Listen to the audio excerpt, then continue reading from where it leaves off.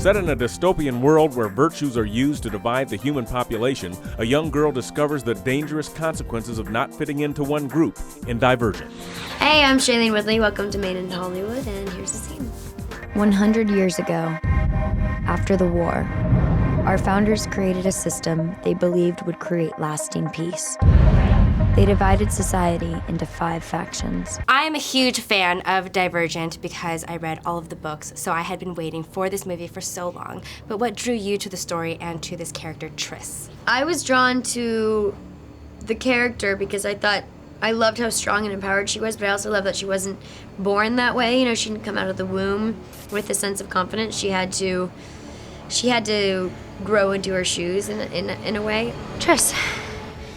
My name's Triss. And I love the story of Divergent because it was so relatable to things that are happening in today's society. Everyone is tested to determine who we are and where we belong. Not only am I more physically right for her, but she's a badass, you know? She's brave and she's funny, and that was really fun because she's like has these moments of comic relief, which are really nice because I'm kind of like that.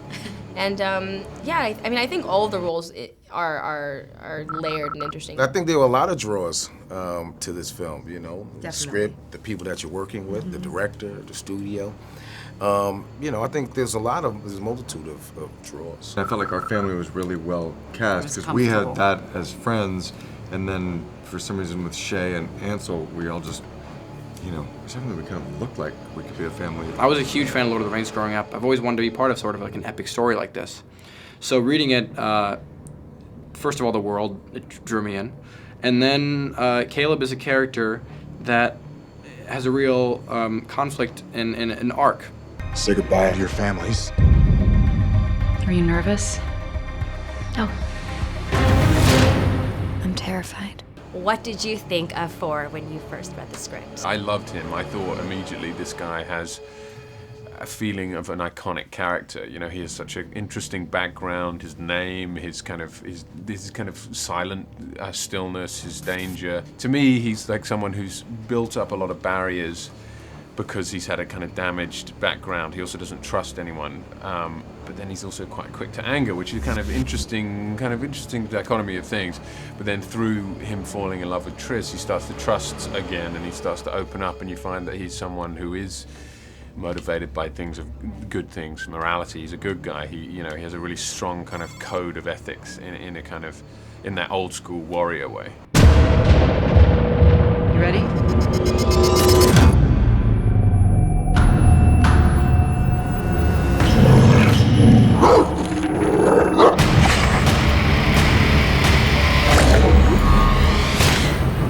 One thing that I was thinking about when I was watching this movie, we never really lose our fears, we just learn how to deal with them.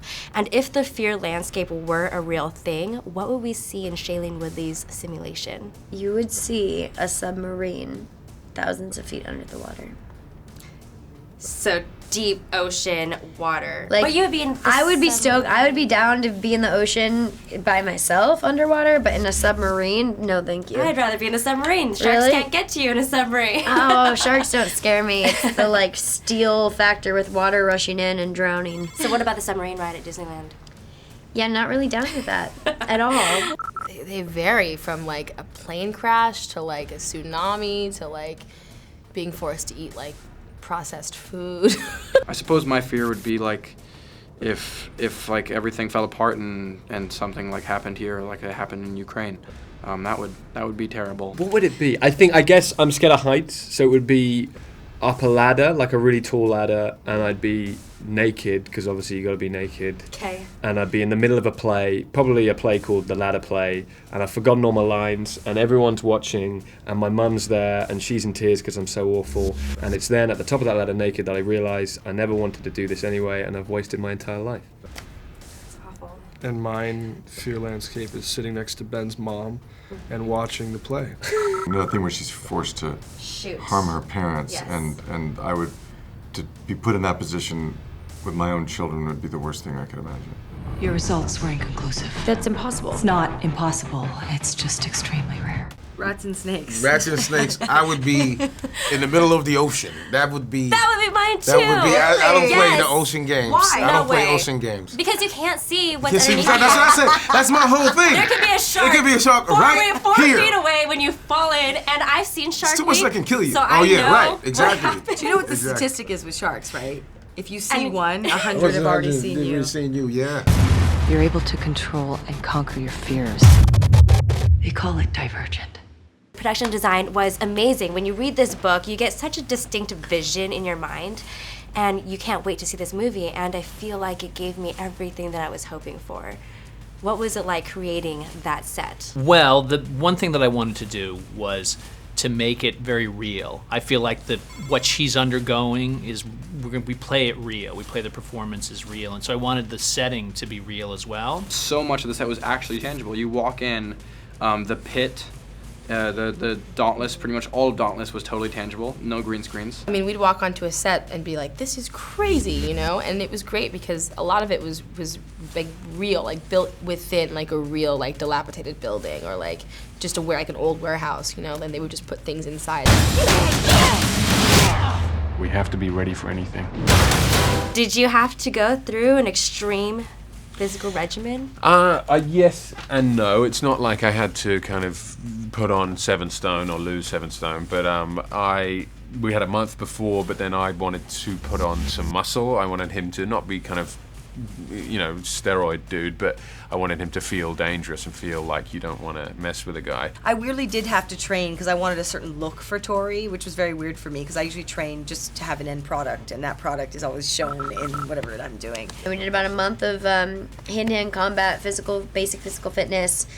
We learned a new fighting technique. We actually came up with a new fighting style for the movie, which is sort of based on this kind of hammer fist, hitting kind of with this part of your fist with this very particular stance. They designed a fight style that's similar to Muay Thai. That's a lot of knees and elbows. But yeah, that was a whole new form that, you know, nobody could have any experience with because these stunt coordinators, you know, invented it for this world. We trained them to shoot, we trained them to throw knives and things like that, and then we let them at each other. Divergents threaten the system.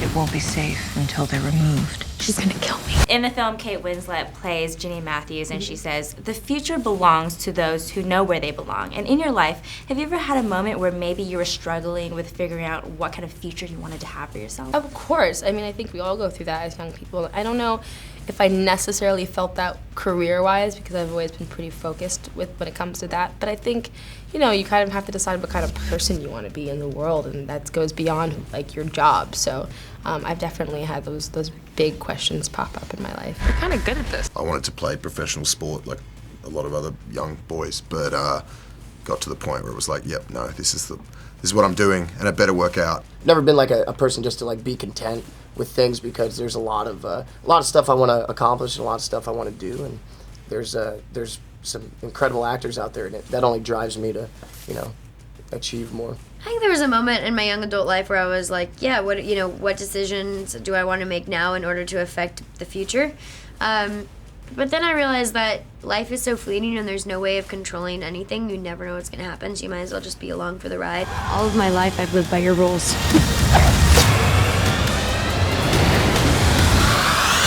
Not anymore.